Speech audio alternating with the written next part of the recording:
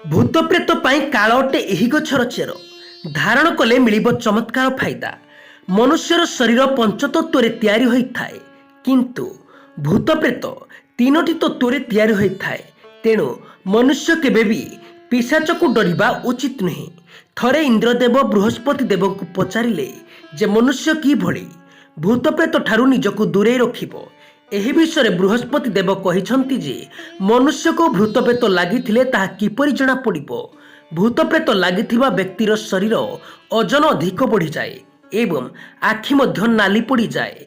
यह व्यतीत सेमाने अधिक खाद्य खाइबा व्यतीत न खाई एणु तेणु कहिबारे लागंती। भूत प्रेत लागिले व्यक्ति निदरे चलिबा आरंभ करे। सेमाने अतृप्त आत्मा होइथिबारु सेमानकु शस मध्य अधिक लागिथाए। तेबे वास्तव में भूत प्रेत लागिछि बोली जानिबा पाई मध्य संकेत रहिछि। भूत प्रेत लागिथिले सेही व्यक्तिर नाड़ी धीर हो जाइथाए एवं देहरु अत्यंत दुर्गंध झाल बाहरी थाए। एथिरु बर्तिबा पाई स्वयं भगवान शिव माता पार्वती को किछि उपाय कहिछंती। जे व्यक्ति कोनोसी शास्त्रिक मंत्र जप करिथाए तांको भूत प्रेत बाधा सृष्टि करि पारे नाही। यह व्यतीत भूत प्रेत औषधि द्वारा मध्य आपण भूत प्रेत ठारू दूरे रही पारिबे।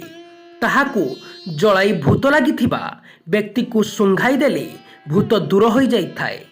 जे व्यक्ति तुलसी मूल धारण करिथाए सेही व्यक्ति को भूत प्रेत प्रभावित करि पारे नाही। धला मंदार गछर चेर रवि पुष्पी किंबा गणेश चतुर्थी रे दिन धारण कले सबु प्रकार भूत प्रेतरो मुक्ति मिलिथाए। धला मंदार मूल को ताबिजरे पुराई हाथरे किंबा बेकरे धारण करि पारिबे। यह व्यतीत निर्गुंडी गछर डाल एवं मूल भूत प्रेत पाई काल अटे। मंगलवार दिन एहाकू श्री हनुमान को भेट करी धारण कले भूत प्रेत समस्या दूर हो जाए। पारद गुटिका को व्यक्ति धारण कले किंबा पाखरी रखिले व्यक्ति को काहाकू भी भय करिबार आवश्यकता न थाए। यह महादेव को अंश अटे। तेणु यहाकू धारण कले भूत प्रेत पाखकू भी आसी पारंती नाही। दर्शक बंधु भिडियोटी भल लागिले निहाती गोटे लाइक करिवे एवं चैनलटी को नुआ आसीथिले चैनलटी को सब्सक्राइब करिवे।